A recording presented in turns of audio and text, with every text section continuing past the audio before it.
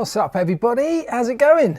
Welcome back. Thanks very much for joining again. Another Monday night. I know it's late again for those of you in the UK. I appreciate you hanging on. I presume you've all just watched the latest episode of We the Dealers.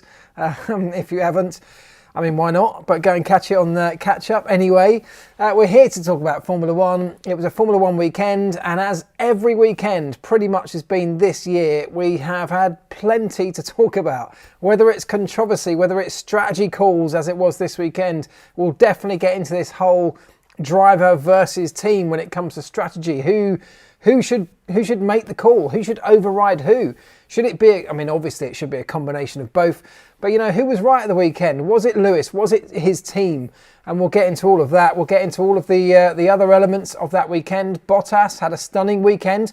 I know that Lewis wasn't there for the most part due to his engine penalty, but Valtteri Bottas delivered exactly what he had to deliver. And actually, if Lewis Hamilton goes on to win this championship at the end of the year, he can say a huge thanks to Valtteri for doing his job this weekend. So we'll get into all of that and everything else that you want to get covered. Just drop me a message, drop me a question right now on anything you want, and we'll start going through them all.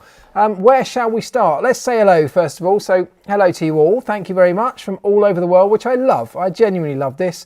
From the UK, from the USA, from Jamaica, hello to you guys out there.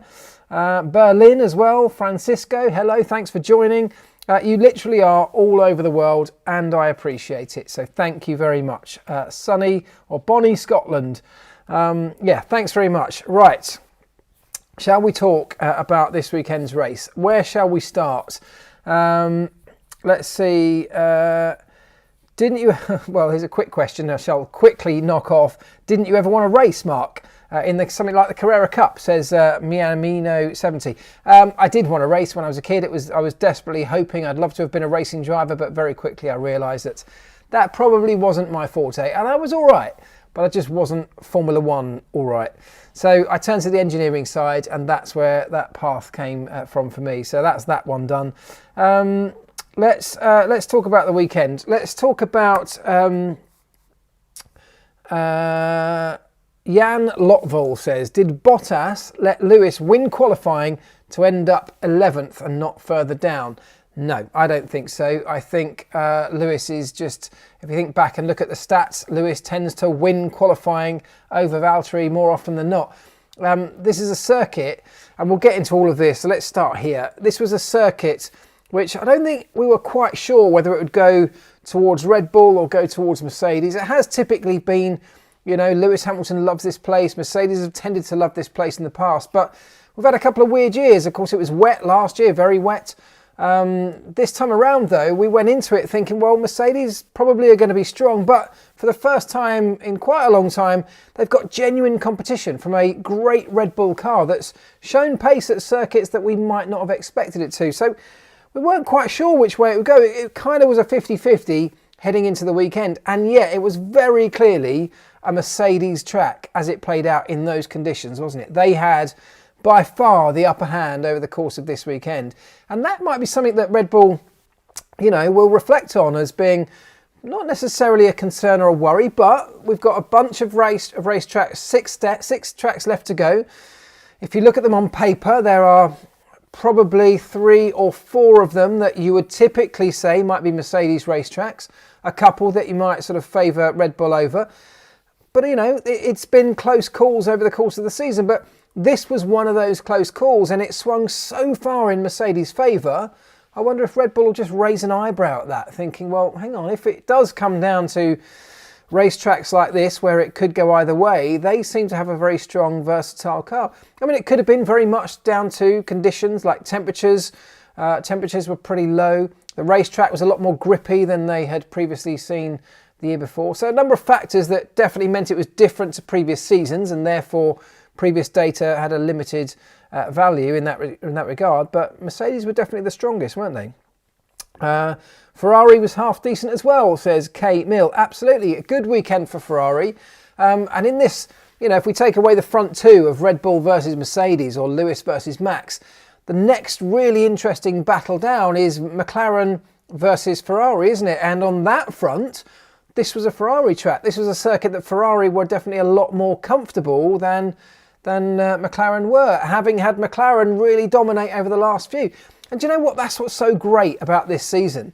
We have got the championship, even at the front, but also further back, ebbing and flowing between drivers and between teams, very much circuit dependent, condition dependent, tyre dependent, which is really swinging performance. It's so closely balanced, it's tipping it one way or the other from weekend to weekend, which means it makes it very hard to predict. And that is, of course, what we all want, an unpredictable season where we can't really just work out who's going to win before a weekend. And certainly, we don't know how the championship's going to end up. I think it's brilliant. I'm loving this season. I hope you are too.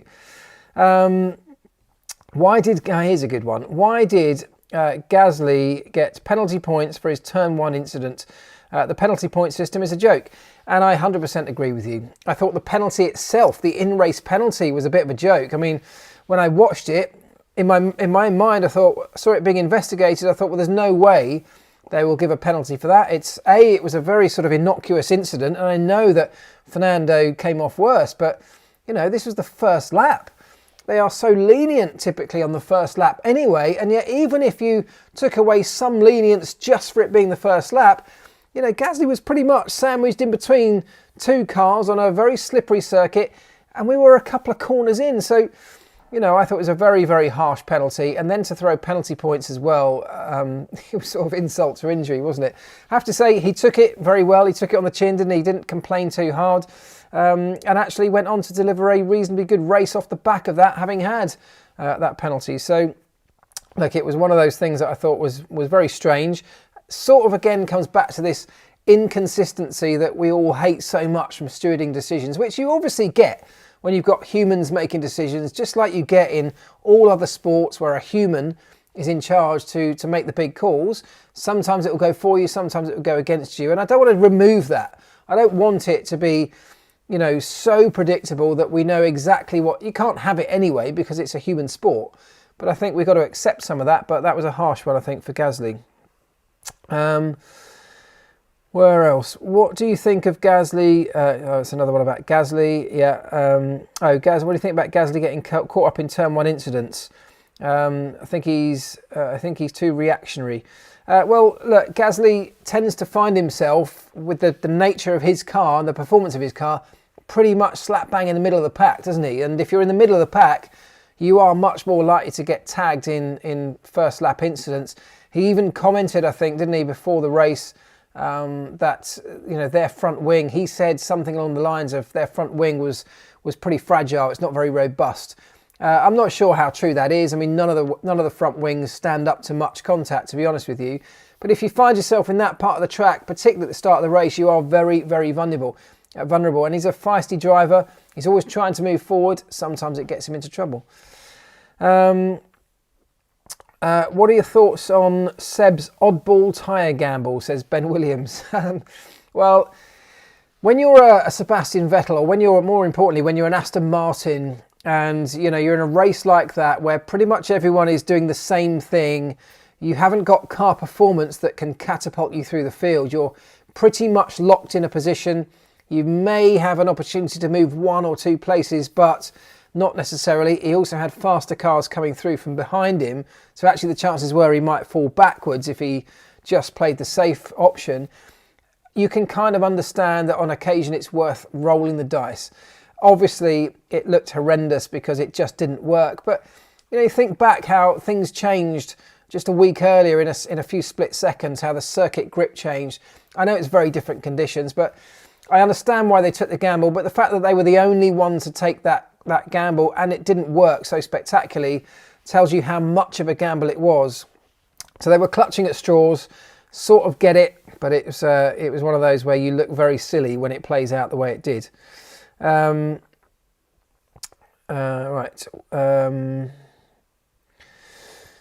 Seb should have gone for softs. So yes, that was the other question mark. If he was going to go for dry tyres, he stuck the mediums on, and the softs have a much better warm up. They are softer, they're much easier to get temperature into them. So in those conditions, I was surprised he didn't go for that, but I didn't see his tyre allocation. I don't know if he had a new set or whether he had a set in good enough condition to use. I just don't know is the answer to that one. But it seems strange on all fronts. I suspect that what he was hoping was by throwing the dice and putting them on, if it had dried up, he might have made it to the end of the race on them, and that was obviously the gamble. Do you give any credit to Horner muttering about the Mercedes engine?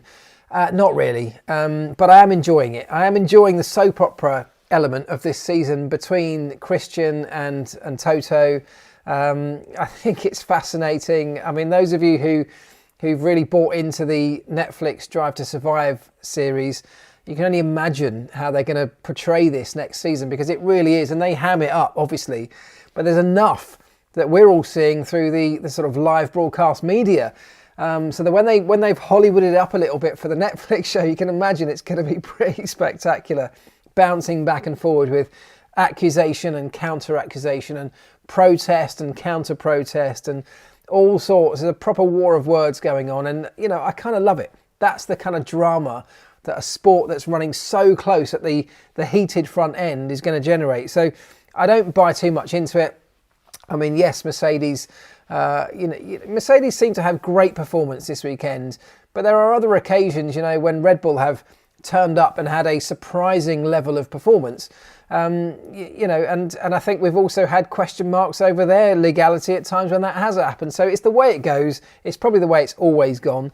And I should think it'll carry on to the end of the season.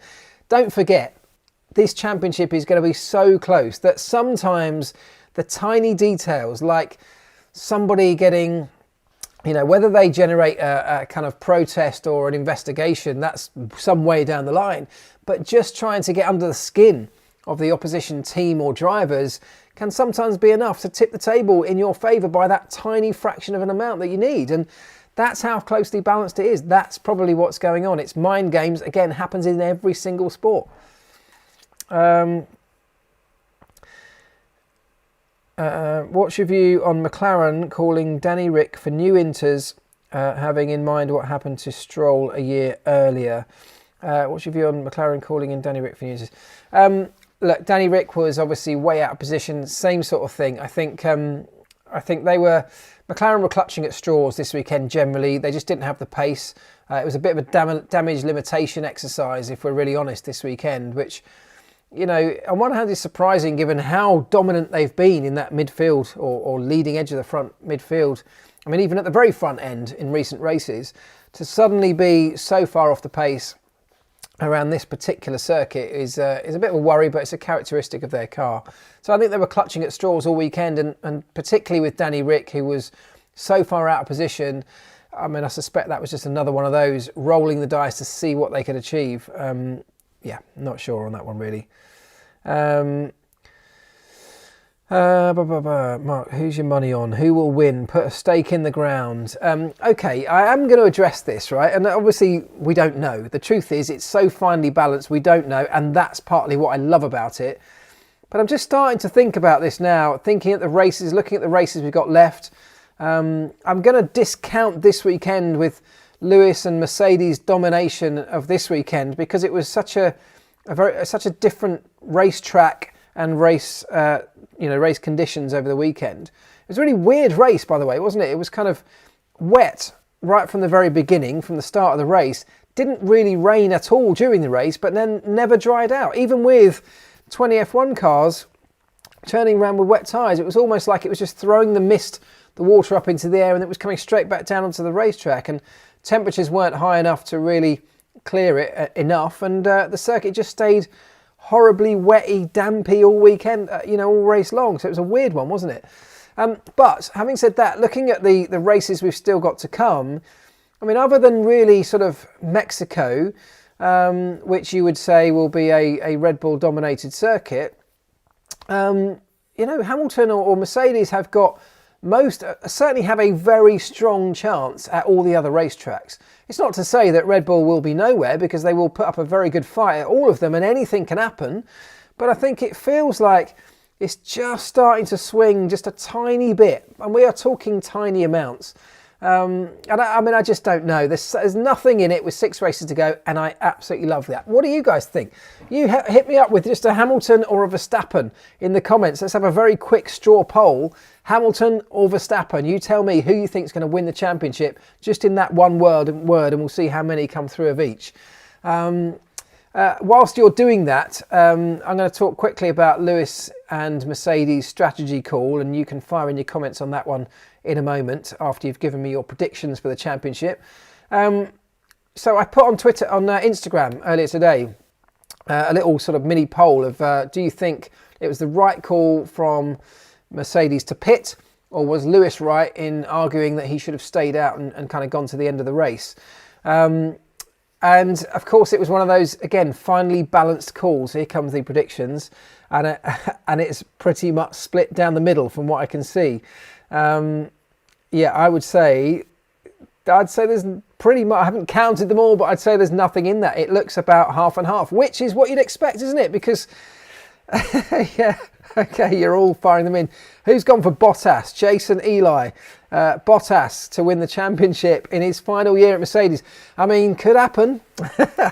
It's split down the middle, and that's what we're loving so much about this year, isn't it? That it really is. Genuinely, it's an impossible one to call.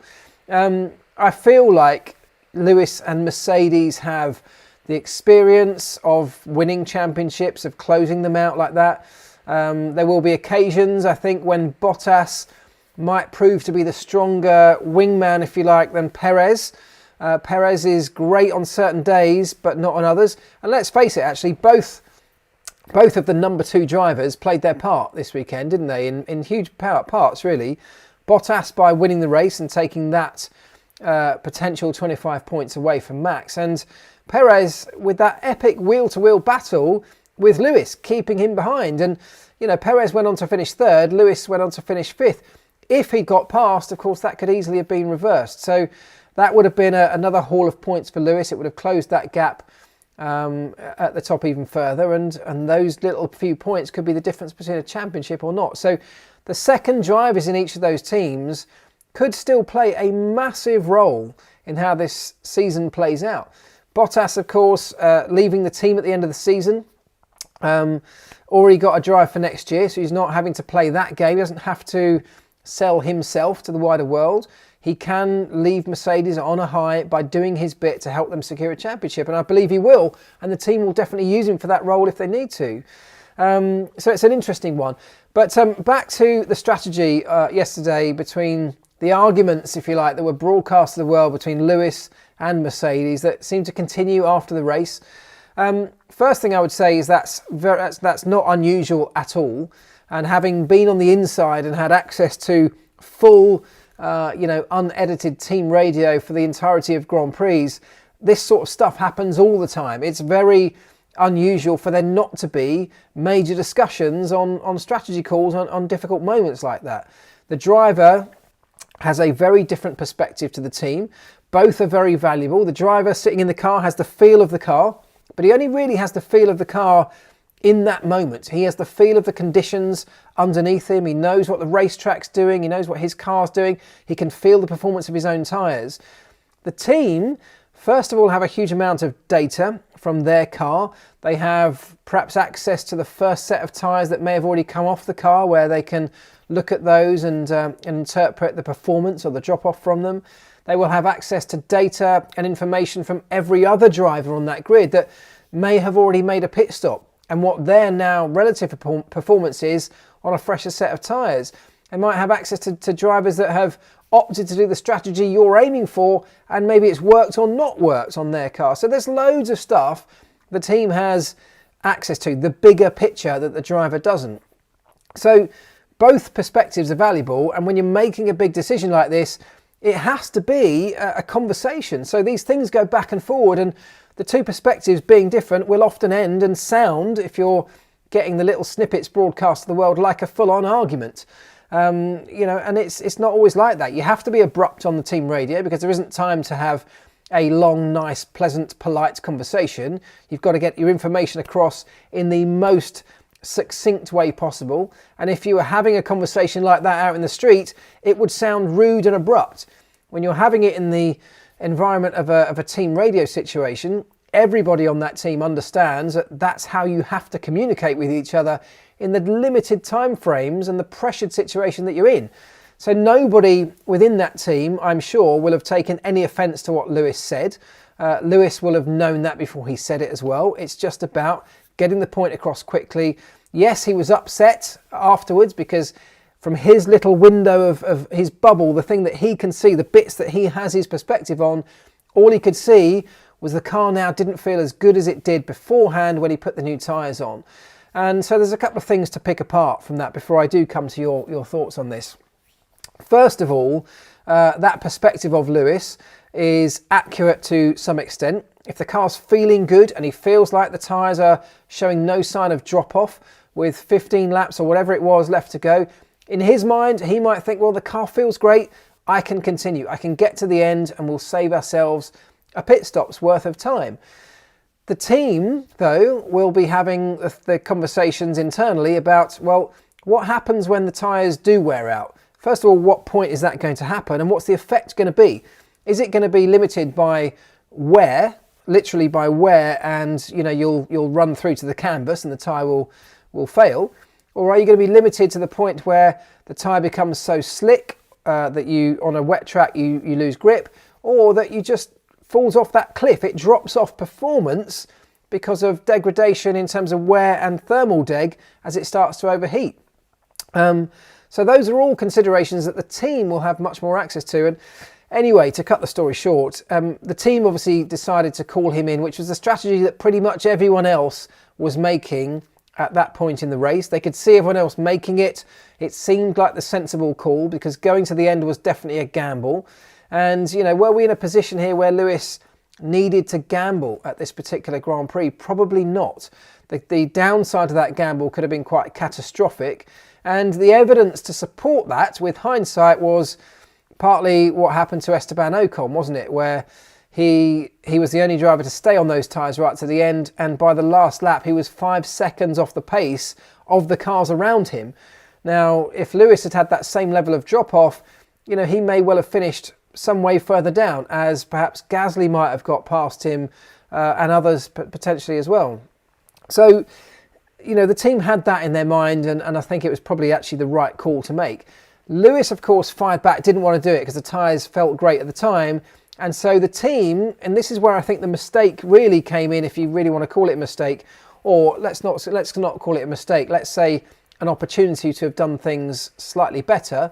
Whether it would have yielded a better result, I'm not sure, but possibly, was that they floundered a little bit when they got the information back from Lewis. When Lewis was disagreeing with their call, instead of being firm and committing to the original decision and making the pit stop, they opted to leave it for another couple of laps. And by that point, others that had made the change started to see the performance coming from the new sets of tyres, and that's when the likes of Perez and co pulled away and made their headway, leaving Lewis kind of trailing. So if he'd stayed out, I think it was a massive gamble. I suspect that with the drop-off in performance, Perez, as well as perhaps Gasly, Leclerc, might have all come through and Lewis might have dropped further back down.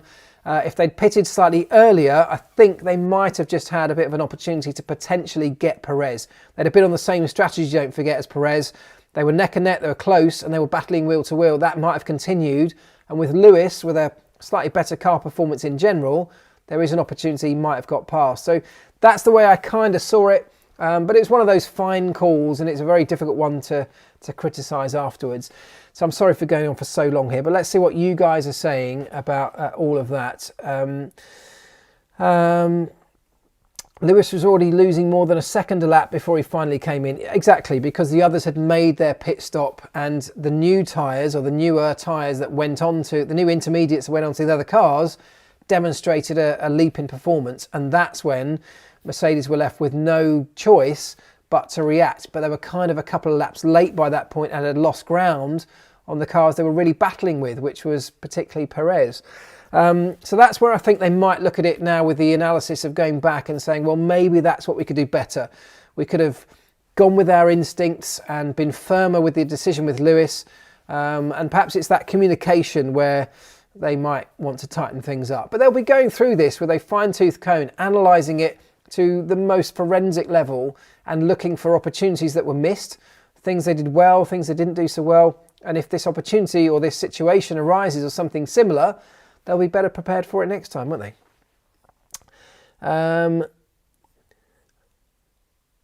I understand adrenaline is high, but Hamilton is irrational at times and a bit childish for someone so mature. I don't think Lewis is childish. I don't think that's a fair criticism. I think irrational, I think sometimes yes. I think most racing drivers can be, particularly when you're in the heat of battle like that and your adrenaline is running very high. I think Lewis, just like lots of drivers, emotions can overpower you. And actually that's a weakness, isn't it? When you're an elite sportsman, it's one of the things you have to train for, is to try and keep all that under control when you are in a high pressure and intense situation. Because when you lose control like that, which Lewis sometimes does, you don't tend to perform at your optimum level. And that could be that you've disagreed with your team, it could be that you've made a mistake, it could be that you are in a real high pressure situation in the final race of the season where you've kind of stepped a wheel off onto the, over the gravel, and you've lost a position to Max, and that then changes the situation for the championship. Any of those moments can get the adrenaline flowing, and if you do lose control and become irrational, well, by its very nature, being irrational is not typically making the optimum decisions for the situation you're in. So it's what all drivers do train for that. All the teams train for that as well. It's a big part of human performance these days. But we are all still human, and it's almost inevitable that at times everybody starts to get emotional in situations of intense pressure. So I don't think it's a particular criticism of Lewis, but it is something that whether you call it a weakness, an area of weakness, perhaps, but I suspect most drivers and most humans have that weakness coming in at different levels. We'll see if it will affect the championship as we go through. Marc should have given details of lap times of Bottas to convince him to stop. Well, don't forget, guys, that the bits you hear on the radio that are broadcast are far from the entire conversation. So all of these conversations, I'm sure, will have been happening. I'm sure you can find the full team radio transcripts online. But there will have been a lot more information going back and forward than just the little snippets that were broadcast over the TV. So there will be lots of stuff, but there isn't really time, particularly as you're about to call a driver in, for a long drawn out conversation. It's not one of those things, you don't have a discussion, a full-blown discussion. It's about getting, key points over. This is our decision, and I suspect, as I say, if Mercedes look at it again, maybe one of the areas they could have tightened that whole sequence up on is by saying, this is our decision, Lewis, trust us on this one, we need you to pit. And I'm sure if they'd come out in such, more stern terms, Lewis would have trusted his team. Don't forget, just one race earlier, Lewis trusted his team, which was totally against Lewis's own instincts, and it won in the race. In those changeable conditions last time out, don't forget. It was Lando Norris, wasn't it, who kind of fought his team and trusted his own instincts. The team were right, but weren't firm enough with him, and it cost them dearly. So Lewis knows that this is a situation where quite often the team are right. I mean, let's not make a mistake about this. Sometimes the driver is right, but there are times, and Lewis knows this from very recent experience, sometimes you have to trust your team, and there are ways they could have communicated that stronger, more firmly, to convince Lewis that it was the right thing to do earlier than they did it. Do you see Audi and Porsche actually joining F1? And who will fill the seats? So we kind of had this discussion last week, didn't we? I definitely see potentially one of those at least joining.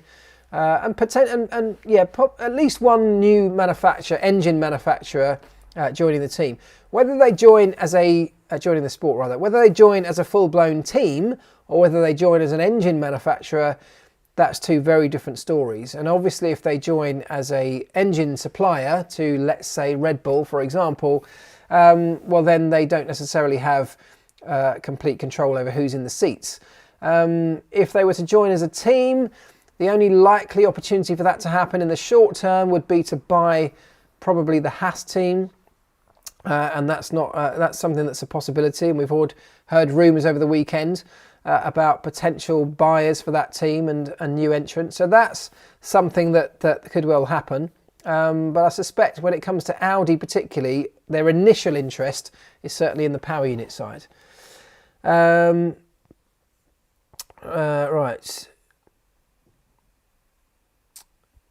Red Bull livery. So love the Red Bull in white. Yeah, I kind of liked it, but it just didn't look like a Red Bull, did it?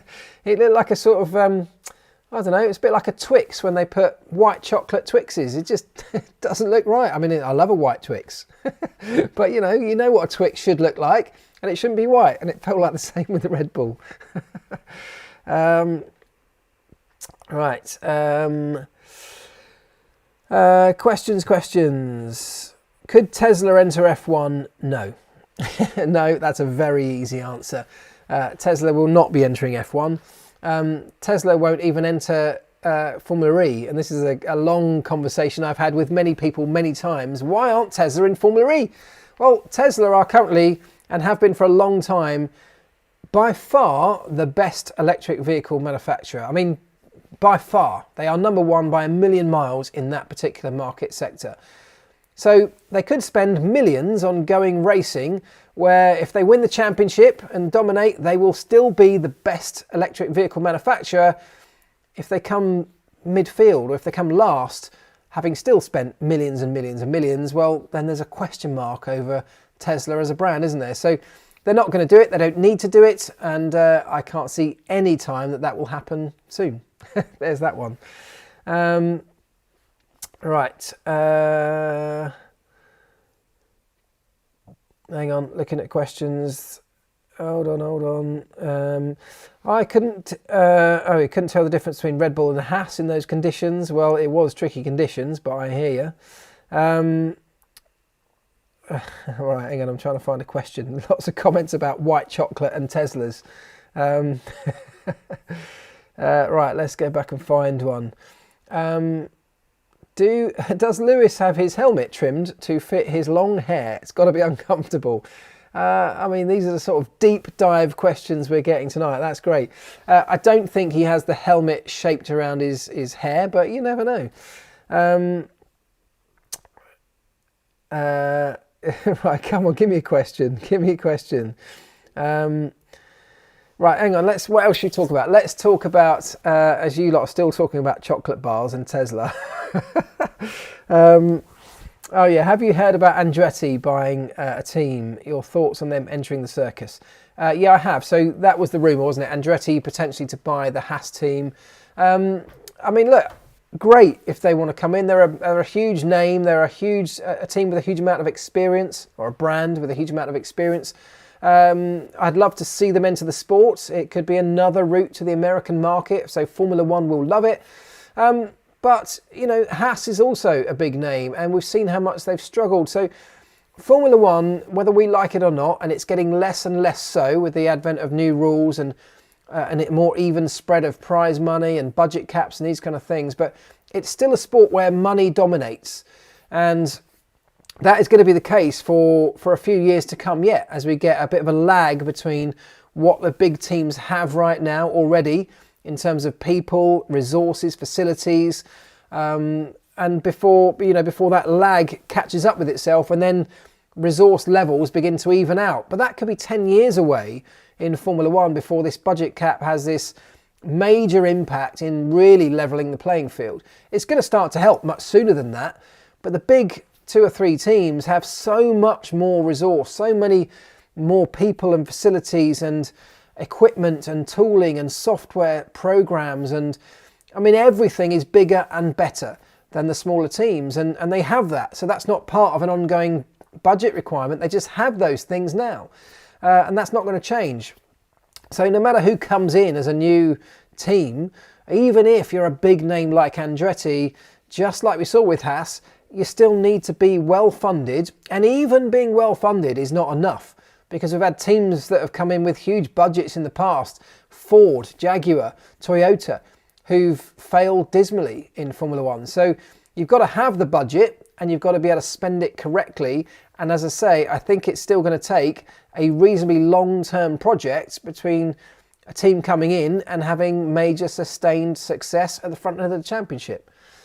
And therefore, if that's the case, how attractive is it to a new entrant to have to commit that huge sum of money for potentially a 5-year project at the least to generate some level of success? Are the penalties in recent races getting silly? Well, as I said at the beginning, I thought the Gasly penalty was silly. I'll definitely agree with that one. I think Alonso's penalty was fair for the spin on, it was Mick Schumacher, I think, wasn't it? That was just a silly mistake, unfortunately, being a little bit impatient. So I think there have been occasions when penalties have appeared silly, but mostly inconsistent. I mean, I've said this a number of times. We've had these discussions, haven't we, where I feel like we should be allowed to race. And if you're racing, particularly going wheel to wheel, which, by the way, is what we all want, you're going to have moments when you're going to bang wheels. And occasionally, banging wheels might result in somebody spinning or somebody being pushed wide. Do we need to, every single time, find who's at fault for that? Do we need to bring them back and create a penalty? Or is that just racing? And I know there's a fine line between, poor driving standards and great wheel-to-wheel racing when occasionally it doesn't work out for one driver. I'd like to see it swing back a little bit more towards letting them race. If we want to see close wheel-to-wheel racing, we've got to encourage the drivers to be able to go for those gaps. And the only way we encourage them is by perhaps lessening the possibility of silly penalties when it was perhaps a 50-50 incident. That's my opinion. Did Alonso leave McLaren IndyCar just too soon? Well, I don't know. Only he can know that, can't he? It wasn't just about performance. His whole thing about leaving McLaren. It was much more about Fernando's personal life, how much he wanted to commit to a project that he didn't see immediate results in.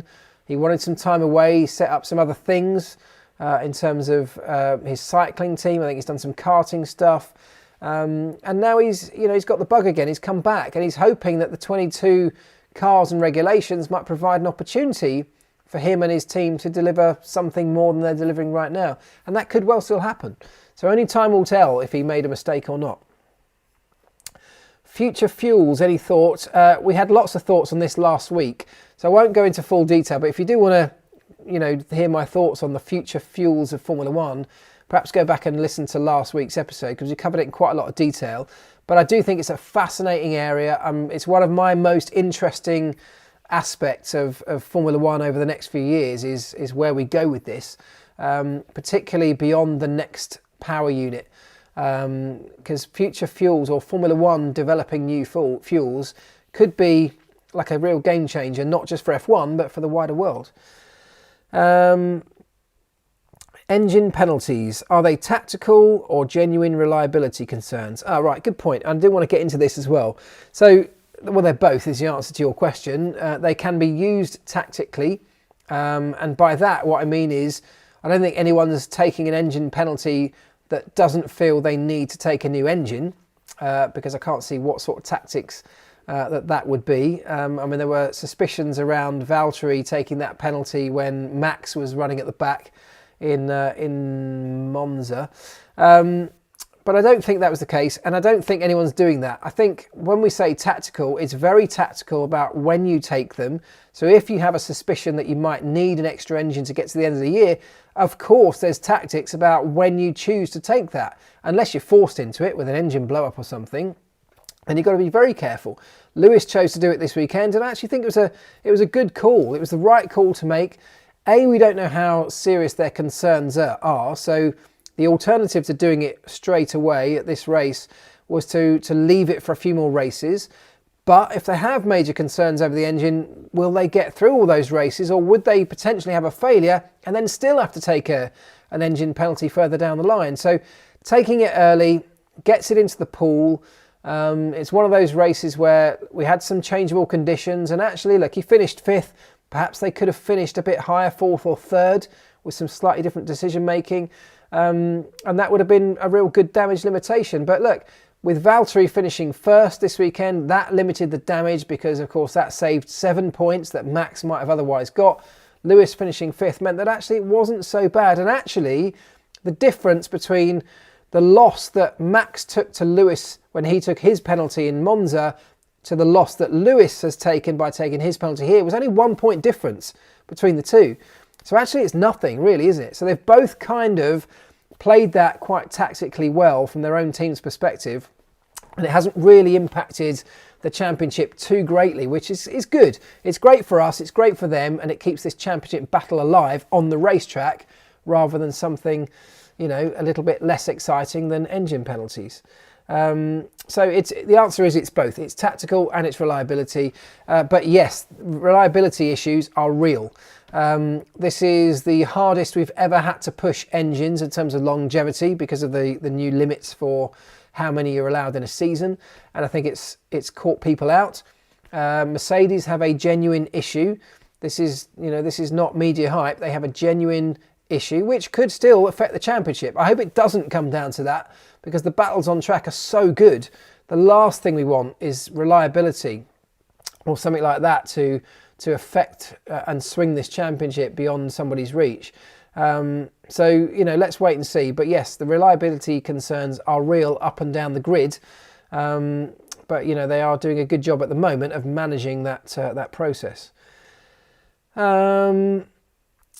Do you think they should go to 4 engines for over 20 races? Yeah, and this is a discussion that's happening, of course, with extra races. The teams are pushing for an extra engine. I think there's a threshold which it's obviously more than we've got right now, which is 23. So if we creep up above that, there is a provision in the regulations to allow more components to do the extra mileage. So that is in there, and the teams are currently having discussions around it. Because let's face it, nobody wants the championships to be decided around engine reliability. The idea behind it is to keep costs down, and that's still a big push from the championship point of view. So they're not going to suddenly just start throwing or allowing teams to throw more and more components into the pool just for the sake of it. But I think there is a good argument to say that an extra engine is not a bad thing. Having said that, any manufacturers that have done a good job and are going to get through the season without the extra engine, well, fair play to them, and they will not be signing up to an extra one, will they? Do you think the US GP will suit McLaren better? Yeah, possibly, but you know what, McLaren seem to have struggled a little bit on, you know, circuits like these long duration high speed corners, like we had this weekend. And of course, Kota has some of those. So we'll have to wait and see. It seems like finely balanced, that McLaren car this year, between, and of course it all stems around tyres and keeping tyres in the optimum window. So the added factor in that is things like temperatures, conditions, the racetrack surface, all of that stuff. So it's not just about the circuit. We often go into these circuits at different times of year that we would normally go to them on a more regular season because of the way that it's been jumbled up over the course of the pandemic. And that's having an impact with things like weather, isn't it? We are having more wet races because we're going to places out of sequence. But it also affects temperatures, and that has a big impact on car performance and tyre performance. So we'll have to wait and see, but I would wonder if that might be another slight concern in the back of their mind. But that battle between them and Ferrari, of course, is also going to be finely balanced. Ferrari closed up a little bit this weekend. I still think McLaren have that one in the bag if they play it right. It's theirs to lose, isn't it? So we'll have to see. How do teams see in the CFD and wind tunnel how the aero holds through a corner? In truth, it's very difficult to actually simulate in a wind tunnel how an aero performs through a corner dynamically. You know, you can tip the car, you can change its attitude, its pitch and its roll. What you can't actually do is of course, go round a corner in a wind tunnel. But you can do that in CFD. which is very, very accurate. So you can simulate pretty much all situations and conditions in computational fluid dynamics. So that's how they do it. The wind tunnel is much more about static aero performance, efficiency, downforce under certain direct conditions. CFD is where you get much more information about the dynamic loads and performance of cars through all of the different situations around every single racetrack. So you can simulate particular corners around particular racetracks, of course. You can do that at various speed levels. You can simulate following cars in front of you. So you can pretty much, the sky's the limit with CFD, and that's why it's such a valuable and useful tool. 15 minutes until beer o'clock, thank you, but it's not actually. It is whiskey o'clock tonight. Cheers. That is a very nice scotch, thank you very much. How do teams spot engine reliability issues before the engine goes bang? Good question, that's a really good one. So the way they do this is, although engines are sealed and they are destined to go into a car for however many races to last the entire season, of course, first of all, when one engine comes out of the pool, having done its lifespan, it gets stripped and inspected, and in doing so, you start to get a very accurate picture of the engine at the end of its life. So you know which components are starting to show signs of wear, etc. But also, if you start to see things that are concerning, and that could be things that pop up in the data, it could be at the end of each day's running, of course, the engine teams come in and they'll put a bore scope. Did you see Wheeler Dealers tonight, by the way? I was using a bore scope on the Porsche engine. They do exactly that every day on the Formula One engine. So they'll look down with a minute camera, kind of on a bendy stick. They'll look down inside the cylinder where they can look at the top of the piston and the cylinder walls and all the internal components they can get to at the top end of the engine. And they can get a very good, accurate idea of, again, things like wear, damage. They test things like the oil samples that come out of the engine forensically, and they analyze them and look for signs of other materials in there. So for example, you might get a higher aluminium content than expected, which might show some wear from an aluminium component in the engine, or you might get other metal particles which would show signs of wear on a different particular component in the engine. All of these analytical tools will start to build up a picture of how your engine is performing in terms of reliability.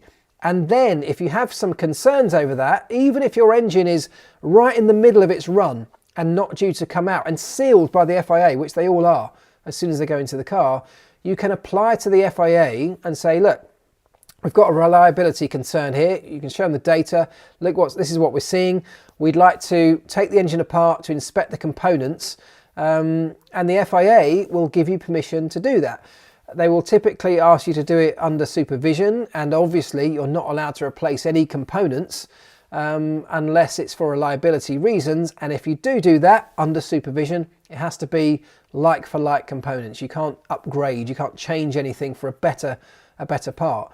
So that's how they spot signs of wear or signs of damage inside an engine. It's through all of those different tools, analytical tools, analysing coolants and fluids, oils, analysing things like exhaust gases, but also physically inspecting what's in the engine, as well as all sorts of other non-destructive testing processes like ultrasonic tests and ultraviolet lights on the side of engines looking for cracks, and there's a whole host of ways you can inspect these engines without physically pulling them apart, and even on occasions you do just that, pull them apart under supervision. So that's how they do it.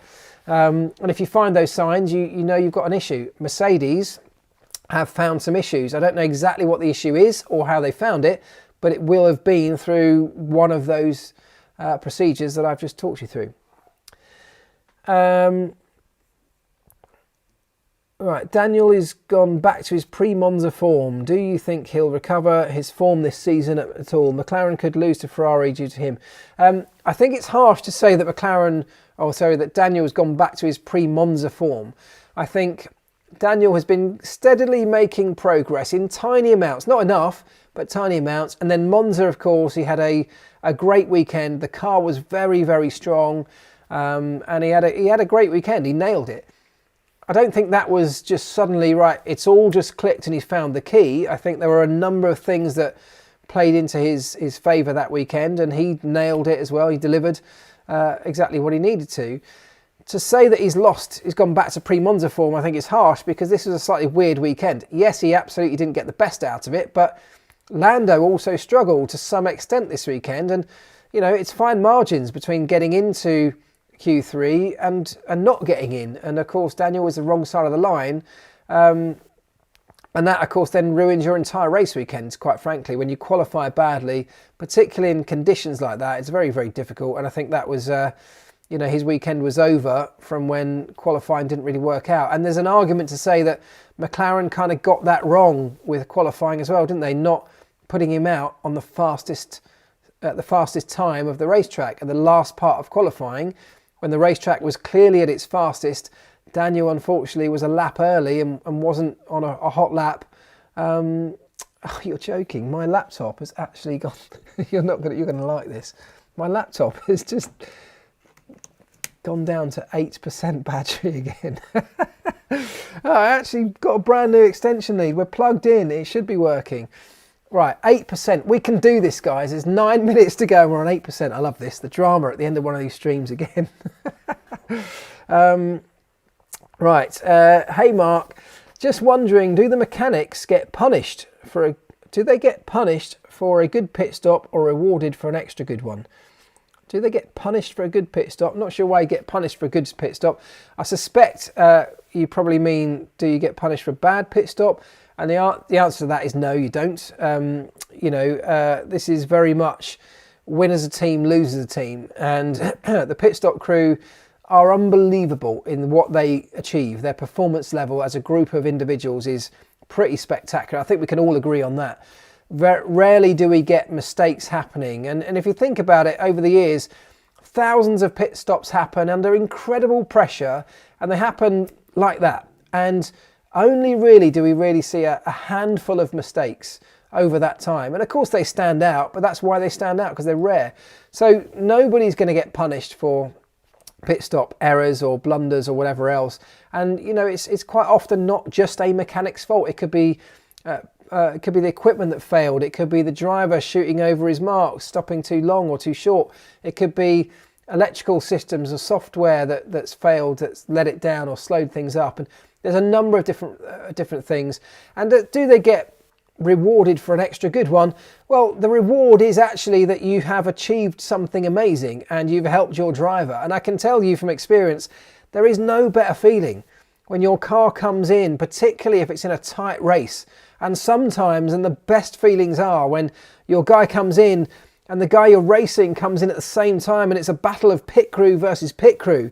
And if you come in second and get out first, it's the best feeling in the world, because you know at that point that all of those people around that pit crew have contributed directly to the outcome of that Grand Prix. And that's a very, very special feeling to have.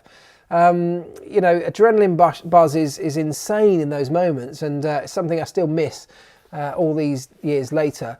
So no, there's no punishment or reward specifically for pit stops. It's part of the job, but there's a huge internal reward when you get it right. And if things do go wrong, well, you get down, you analyse it, you sort of drill down in the detail of what went wrong using all the analytical tools that they have, and you find a way to make it better next time.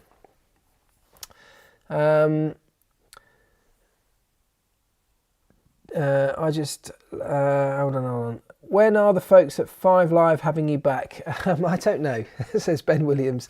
Quite frankly, I'm struggling to find time to do anything other than film Wheeler Dealers right now. But there you go. I'd love to get back and do some more commentary. It's something I really enjoy doing. But anyway, watch this space. How's the house coming together? Well, slowly. We're waiting on windows, so it's all ground to a bit of a halt for a while for now. But there you go. That is the story of many buildings that are going on right now, I think, from what I can gather. How much does a race engineer make? Well, that's an interesting question and massively variable one. There's not a quick answer to that, really. it's, it varies hugely in terms of your own experience as a race engineer, but also where you are in the pit lane. At one end of the grid, it's well into six figures. I mean, well into six figures. And at the other end, it will definitely be below six figures. So there's quite a big spread, and it just depends where you sit and who you are and which team you're with and what your level of experience is like, I guess, like many jobs. Like the cameraman action in the pit stop in Turkey. Yeah, he was good, wasn't he? Did you see that? Cameraman, I think it was Verstappen's fastest pit stop of the race. And the cameraman who was filming it, as the car drove off, you could see his face was like, wow, that was amazing. So that was good. What we at? 5%, laptop check, 5%, 5 minutes to go. Oh, this is neck and neck, isn't it? This really is a race to the end of this stream, like it was last week. And I don't understand. It's plugged in to a socket that was working. But anyway, that is technology. Have you heard of Colin Herter, who was Lando's teammate for a while a few years ago? I have. Colton Herter. I have heard of Colton Herter, but don't know very much about him. Maybe you could enlighten me if you know more. McLaren engine penalty update for Lando, please. I don't have one. Of course, Daniel took one, didn't he, this weekend? But he was well out of position, so it kind of made sense to. It is a Mercedes engine, of course. So if the other Mercedes engines have issues, you can surmise that their Mercedes engines are likely to have similar issues. So it's highly likely he may well need one at some point, but I don't have an update as to when they may take that, if they will. Will the RPMs be higher on next year's engines? Next year's engines are exactly the same as this year's, pretty much, in terms of regulation at least. So no is the answer to that one. Opinions on DTM? Didn't see it. I saw the incident that you're probably referring to. It was pretty heinous in terms of the crash. If you haven't seen it, go and Google it. But that's all I saw was a clip, so I can't really comment too much. Colton Herter drives an IndyCar. Thank you very much. I'd love to see IndyCar drivers and F1 drivers making the switch. We've seen a couple of F1 drivers go the other way now and have some success. I'd like to see one or two come back this way and see how that goes too. But we'll have to wait for that. When's the next book coming? Don't know. That's a good point, because I have got a book. I'm actually contracted to write a book, although it's massively delayed, and I'm now thinking of changing the idea behind it. So watch this space, but I feel like I do have another book in me at some point. Right, what we got? 3 minutes to go, 4%. We can do this, guys. Colin Herter is the son of Brian Herter and is currently an IndyCar driver for Andretti. Yeah, thank you, John. So look, the talk is that Andretti could be buying their way into Formula One, and potentially one of their drivers or some of their drivers could find their way along with them. Who knows? What else have we got here? Come on. Right, hi Elvis. A stupid question, but do F1 engines need running in? It's not a stupid question. In fact, there's no such thing as a stupid question. So F1 engines, oh God, we're at 2%. F1 engines do get run in to some extent on the dyno, but it's not the same as a road car engine would be, because they are just solely designed to operate at these extreme levels that you see them operate on the racetrack. And therefore, yes, they do some dyno running before they ever get into a race car, but they're only designed to work in one band, which is flat out, high RPM. So the tolerances in that case are all designed to operate in that way. And so they don't need the same level of bedding in, and they're made of very different materials as well. So it's not quite the same. They're not talking about engines that have to last for 100,000 miles like your road car does or beyond. So very different. So no, not in the same way is the answer. Right, we are at 2%. In fact, it's 10 o'clock, 11 o'clock. We've done it. We've made it. 2%. That was close, wasn't it? Not as close as last week, but look, we're cutting it fine. Thank you again, guys. I really appreciate you all sticking with me again. Honestly, it really does. I love these Monday nights. I really enjoy them. So thank you for keep coming back. It really does mean the world to me. And we will definitely do it again next time. For now, though, enjoy your week. Have fun, whatever you're doing. Check out Wheeler Dealers. And I'll see you all very soon. Ta-da!